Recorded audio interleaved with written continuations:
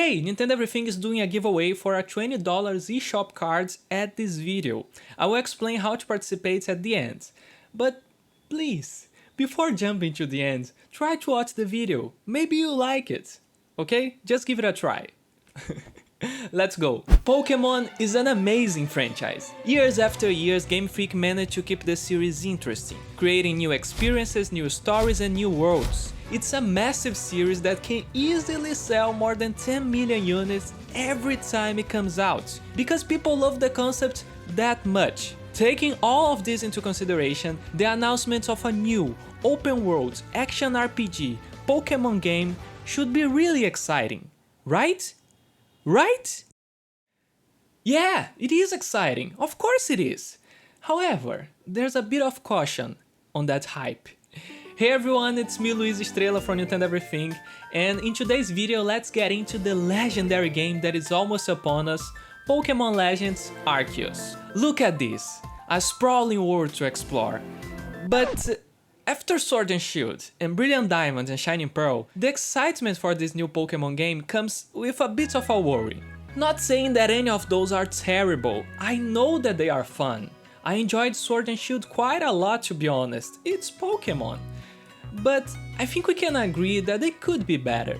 Well, the good news is that the biggest reason to be excited about Pokémon Legends Arceus is that it seems to be an answer to a lot of the criticism that the series has received since Sword and Shield. Let's see. No more fixed camera, it's actually a fully 3D modern experience. No more loadings to enter a battle with a fake background. It's all seamless now. The animations during battles are way better. The battle system is finally seeing some changes with the new agility and strong system, more action elements in the gameplay, a crafting system, the world is open and organic, not a linear path with cities and routes, and much more. Honestly, it's a blast to see all those elements in a Pokémon game. Everything is so connected, it feels immersive and real. Simple interactions like using your Pokémon to shake trees and break stones make a big difference. In fact, there's so much difference that I don't even know if we should consider it a mainline game or a spin-off. At a first glance, it should definitely be considered a spin-off, seeing that it is not a new generation and the structure is completely different. But on the other hand,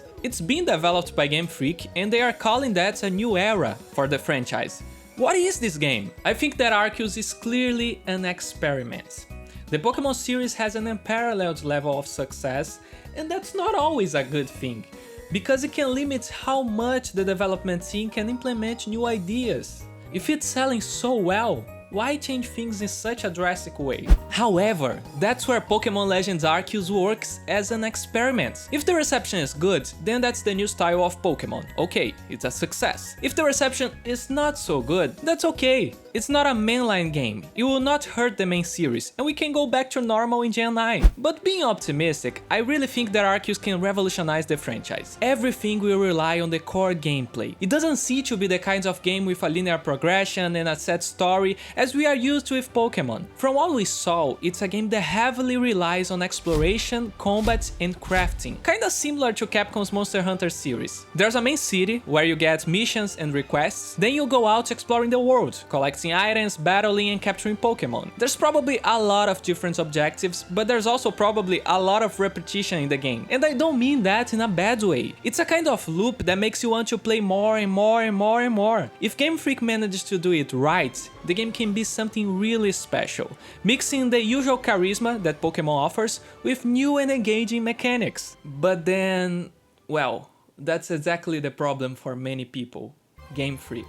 It's true that Pokémon Legends Arceus looks to be way more ambitious and interesting than Sword and Shield, but some elements are still the same. Like, I enjoy the visual direction that they are going for here, but I must admit that not all places are looking good. Character animation still feels pretty basic, there's a big amount of low-res textures, and a general lack of detail, such as no footprints in the snow and the sand. It is a very open game, and we know that the Switch has its fair share of limitations, but looking at others such as Breath of the Wild, Xenoblade and Dragon Quest XI, we know that the console can do better than that. And yes, I think we should compare Pokémon to those games. It is one of the most profitable franchises in the history of gaming. It is reasonable to expect a level of polish on par with the greatest. It's like watching a Marvel movie. We're expecting great visual effects because we know how much money they have. But listen, I don't think GameFreak is as bad as people usually think.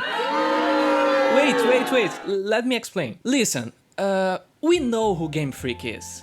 We've been watching this company for years. They made fantastic Pokémon games. Of course, everyone has a favorite gen, but it's almost undeniable that a lot of efforts and passion went into those games. GameFreak always made sure that they were using each Nintendo portable hardware to the fullest, doing an amazing job with sprites in the early generations, then mixing 3D models with very advanced sprites on the DS, and finally making a huge and very ambitious jump to fully 3D, converting all Pokémon in 3D models on X and Y. Even if you don't like the direction that they followed in Sun and Moon, it's undeniable that those games were pushing the 3DS capabilities in many ways. What I'm trying to say here is that there's more nuance to the situation than GameFreak simply being greedy and lazy. Of course there are greedy people among the executives and all of that, but I think the biggest problem is that GameFreak underestimated the Switch and what people were expecting from them. They thought that they could keep developing games in the same way as usual, with a small team without a AAA budget, but they ended up with a mixed reception, and now I get the feeling that with Pokémon Legends Arceus,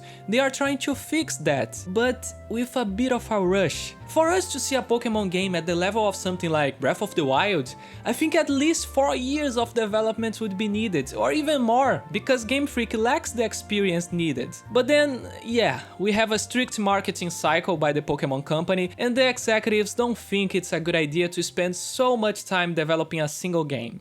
With all of that in mind, I'm optimistic and excited. Even if Pokémon Legends Arceus is not the huge and high budget product that I wanted, it is looking very promising in the gameplay department and seems to be taking the series in a direction that I really enjoy. If GameFreak still has the passion and effort that they put in other Pokémon games, I'm pretty sure that they can make a great product here that will work as a blueprint for the future of the series. Let's wait and see. And that's it for the video. Thank you so much for watching. Now, about the giveaway. Well, to participate on the giveaway for a $20 eShop card, first you have to subscribe to the channel, of course, and then simply leave a comment on this video, talking about Pokémon Legends Arceus, or sharing your opinion about the series as a whole, anything you want. Just remember to be respectful, of course. Then you have a chance to win a $20 eShop gift card. Good luck for everyone that is participating. Until next time, bye!